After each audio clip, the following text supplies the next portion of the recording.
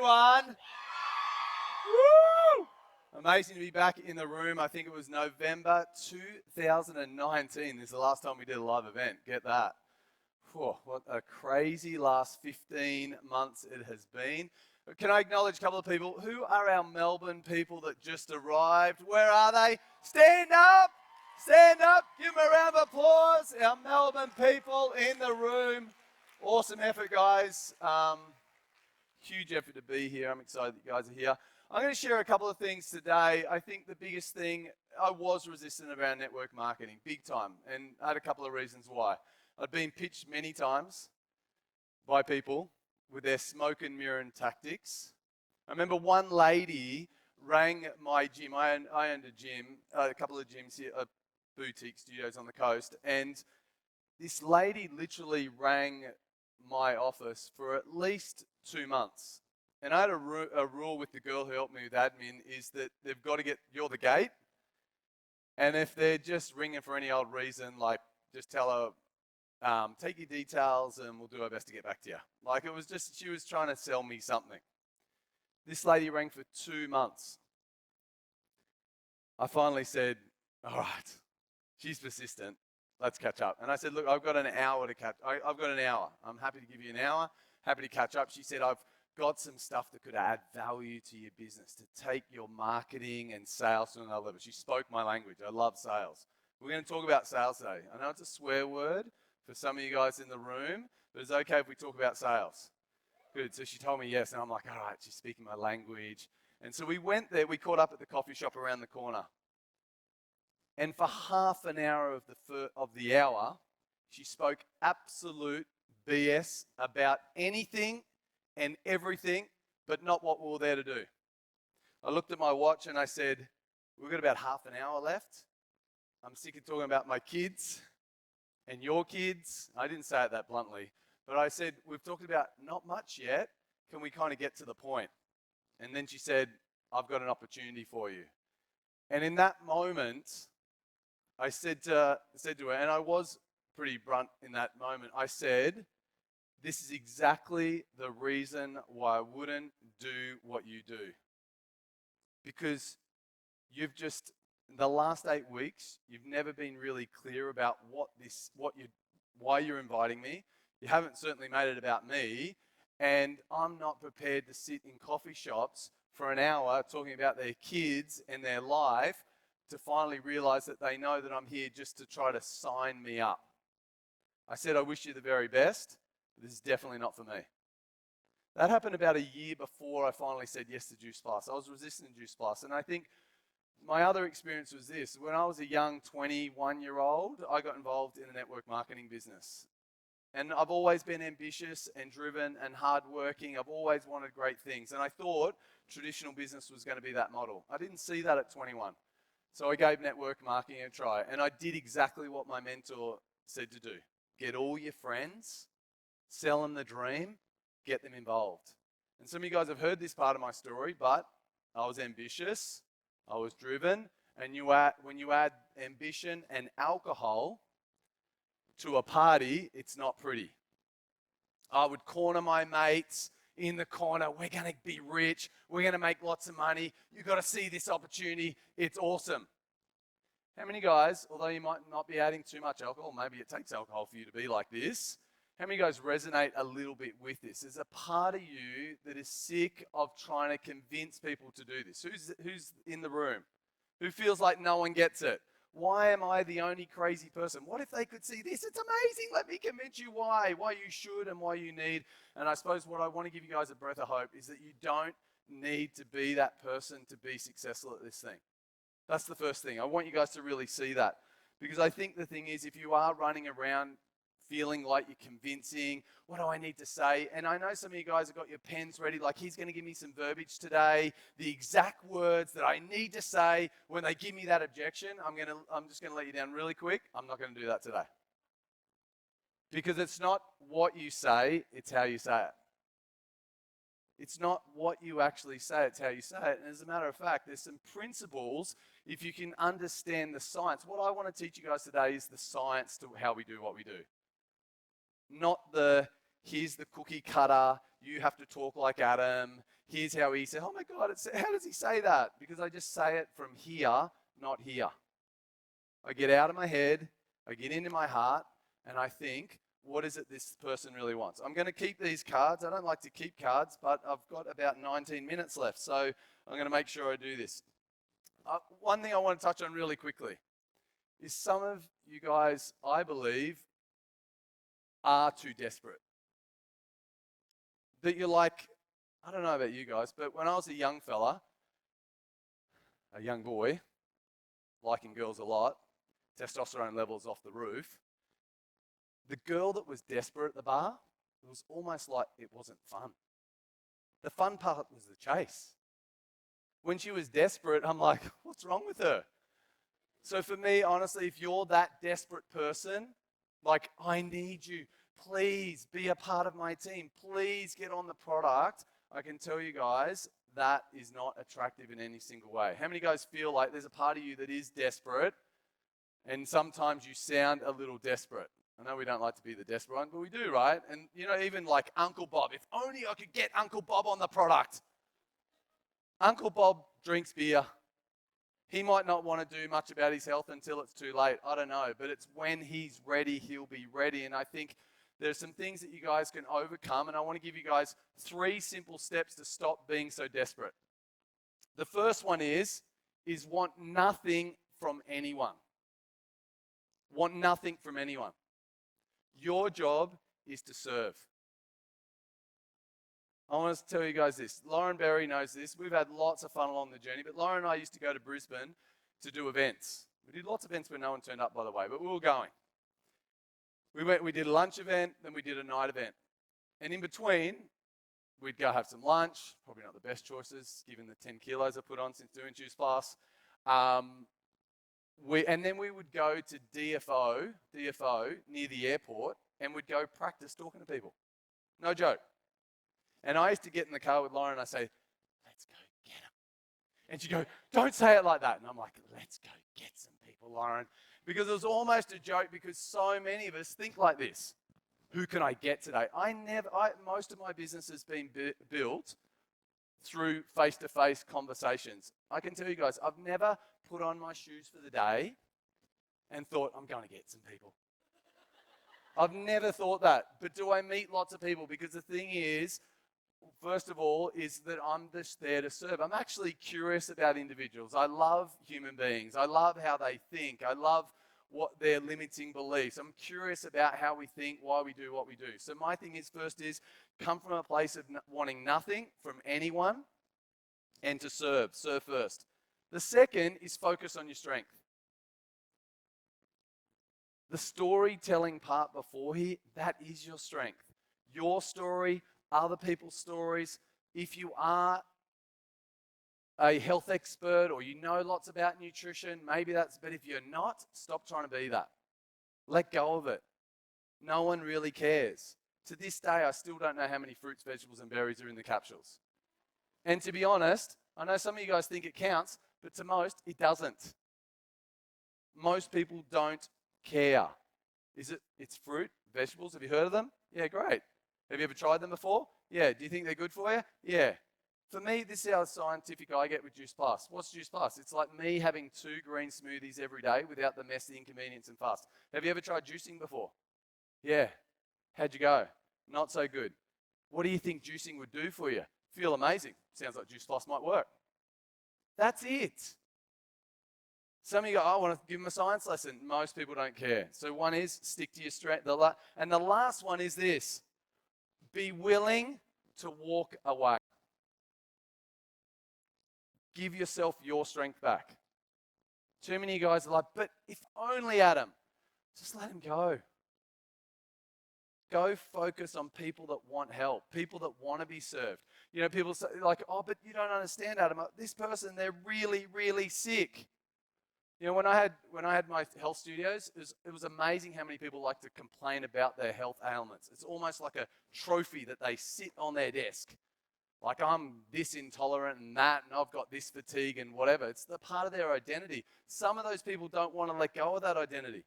Have you ever thought about asking some of these people, do you want to get better? Ask some of those people.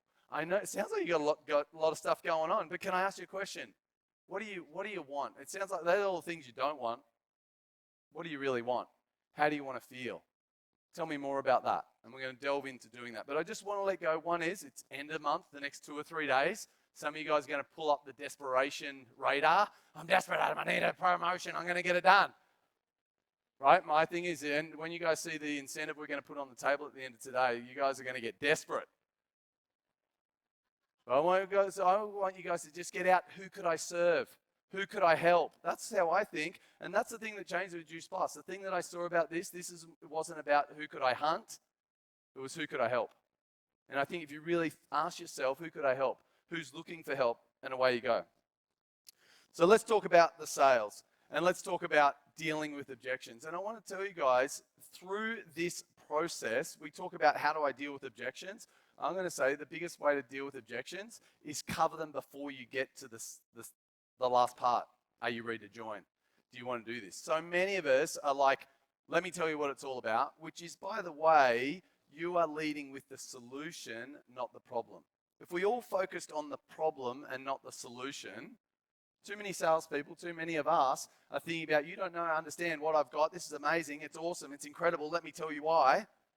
Rather than finding out why would they want it first. That's the problem. What problems do they have? What's going on with them before you make it about your product, your opportunity, your thing that you think everyone needs. Guess what? Not everyone wants to do Juice Plus. Most people don't want to do Juice Plus. But only if they saw it. Don't get over it. Let them go. So I want you guys to do that. So the other thing is, first of all, and I've already covered this, but the first of these 7 steps, and I was going to write on the board, but I'm sorry, Trace, I'm not going to write on the board because I can't write and talk at the same time. Men can only do one thing at a time. And that isn't a joke. That's serious. First is, number 1 is your intent counts. Your intent about why you're here, why you're talking to this individual is going to outweigh any technique, any slimy sales technique that you think that you've got to have someone become a customer, become a part of your team.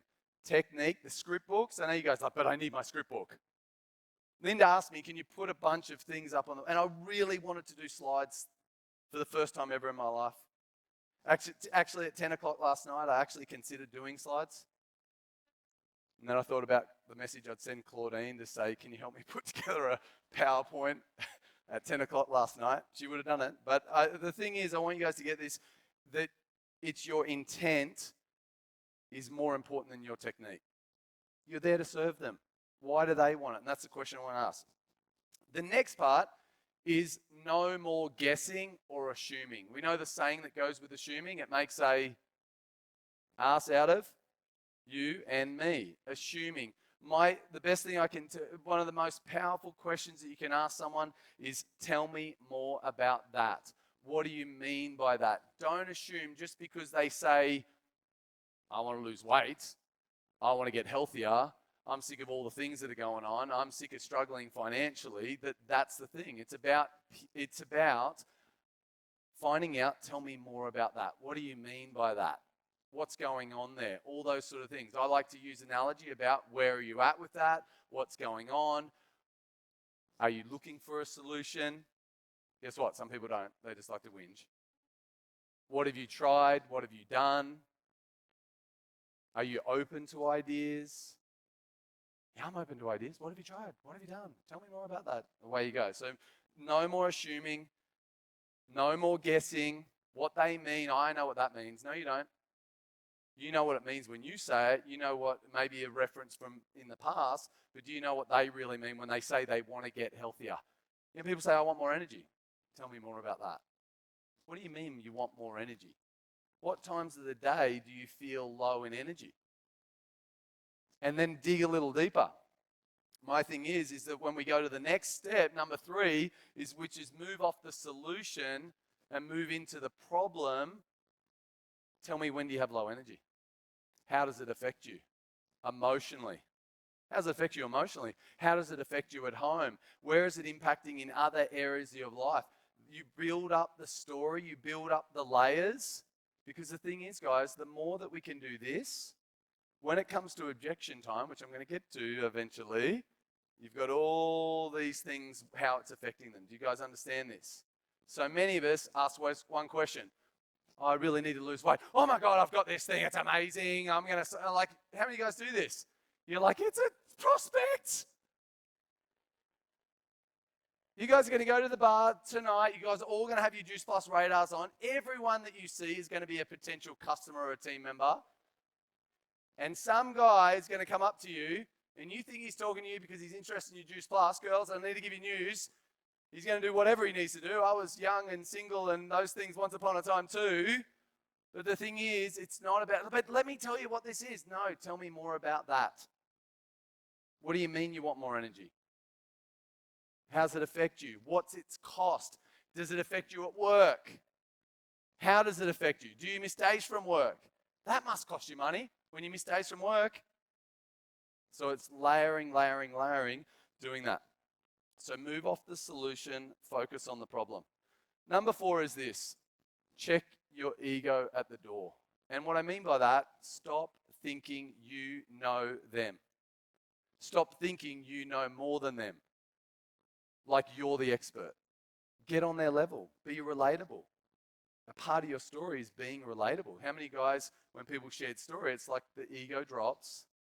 We open up our heart and we can connect with them on a level like, hey, you're just like me. You and I are the same, right? And as you get better at your story sharing, as you get better at becoming intuitive with different individuals, then you'll share parts of your story that will resonate with them also. Do you guys get me what I'm saying? So 4, check your ego at the door. Number 5, and I've delved into this a little bit already, but I want to go back to it, and that is questioning and listening are 2 sides of the equation. And what I mean by that is so many of you guys are getting better at asking questions, but you don't listen to them. You think, I've got the next question ready to go. Can you just shut up so I can ask the next question? I've got the script book. I've got the 5 questions I ask. We're up to 2. And you're talking way too long for question 2. Almost like, oh, that's amazing.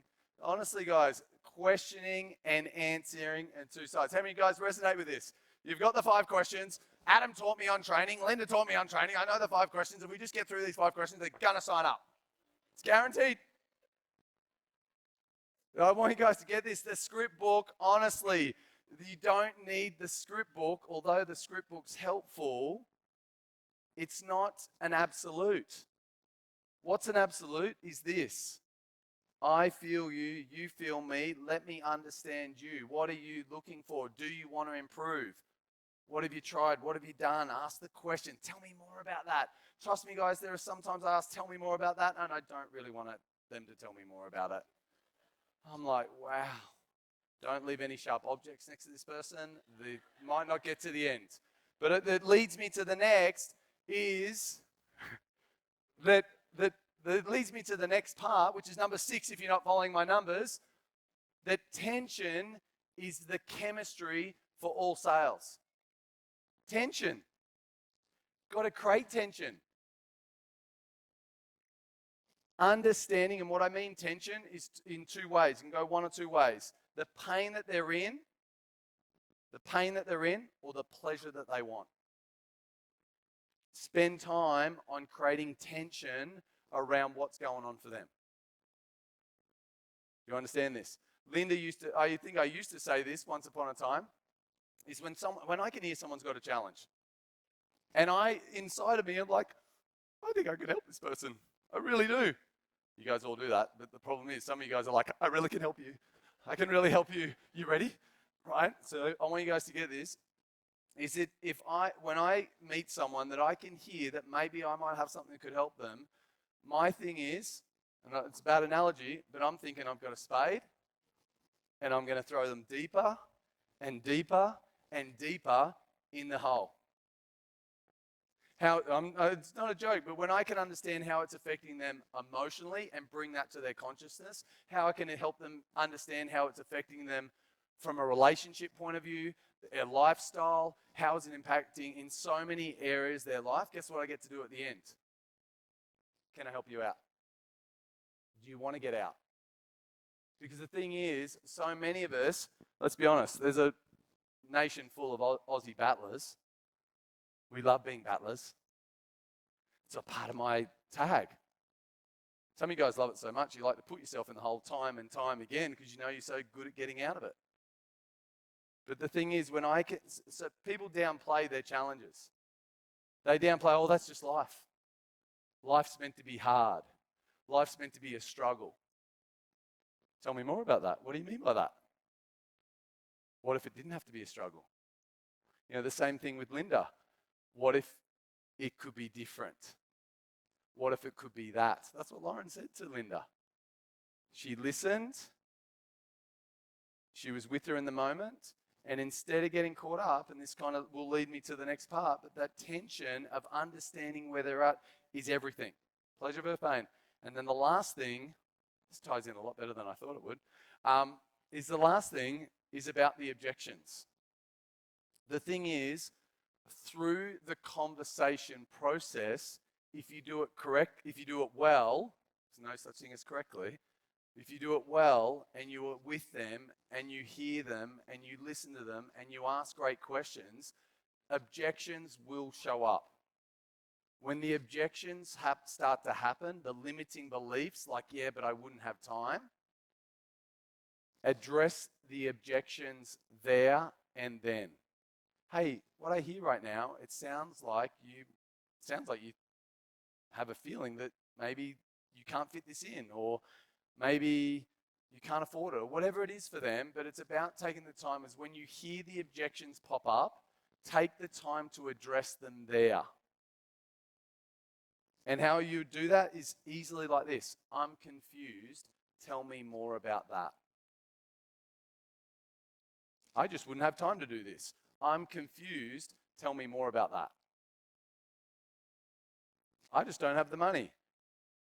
Can I ask, how much do you think it'd cost? But how many of you guys go, when people say, I can't afford it, I don't have time, let me tell you why you do. I've got all the 5 questions. I've got all the 5 answers to every single objection you've got. I tell you this, the answers aren't inside you. The answers are inside them. It's about asking the questions that uncover the truth. The problem is, most of us don't see the truth. Perspective is everything. We believe that our life is too busy, or I'm not smart enough, or I'm not sexy enough, or I don't have a big enough social media following to be successful. The thing is, it's about taking the time and saying, why do you say that? So many of you guys think that when they give you an objection, you have to have the answer. And I would say the less answers that you have, the better. The best question you could ask is, I'm confused. Based on what I hear right now, what I can hear you say is that you feel like you don't have time. Can I ask, what do you mean by that? How much time do you think you'd need? What a great question. Do you know how many times I've asked that question? How much time do you think you'd need? Well, wouldn't you need 25 hours? Not particularly. Why do you say that? And it'll normally be from past experience. So the questions, the objections, I want to do this. And I want to say this. I know you guys all know feel, felt, found, and I don't want to disrespect feel, felt, found. I know how you feel. I felt the same way, and this is what I found. My thing is this. I'm confused based on what you've told me so far, how much this is impacting your life based on this, this, and this. Can I ask, do you want to do something about that? Is this important to you? If you could find a way, even though you're believing that you can't, can I ask, if we could find a way, would you be open-minded to having a closer look? Even though I know your belief about not being able to afford it is real for you right now. I get it. I want to acknowledge that. And that kind of leads me to the last bit of what I love about objection handling is when I can take an objection and say, hey, you know what? I know it's time. I get it. Your life's busy. You got lots going on. The thought of fitting something else in, trust me, guys, that was me. When I came into the event finally after 3 years, I saw a young kid that was making a 6-figure a month income. I was inspired. I stayed till 2 o'clock in the morning at Linda's house that night. We did an event. It was 7:30, and I had some questions. Because I know when I'm going to do something, I'm freaking going to rip the Band-Aid off, and we're just going to go for this thing. So till 2 a.m. in the morning, I was at Linda's house. question. I think James was there thinking these guys are going to punch on or something in soon. But I think Linda asked me one question, and that was time. Time was mine. I don't know how I'd fit this in, Linda. It looks amazing. And she said, what if you could? How much time do you think? If this only had to be half an hour to an hour, would it be worth your time? Well, maybe. And I want to tell you guys, the rest has been history. Hope you guys enjoyed. Have a great game plan. Talk soon.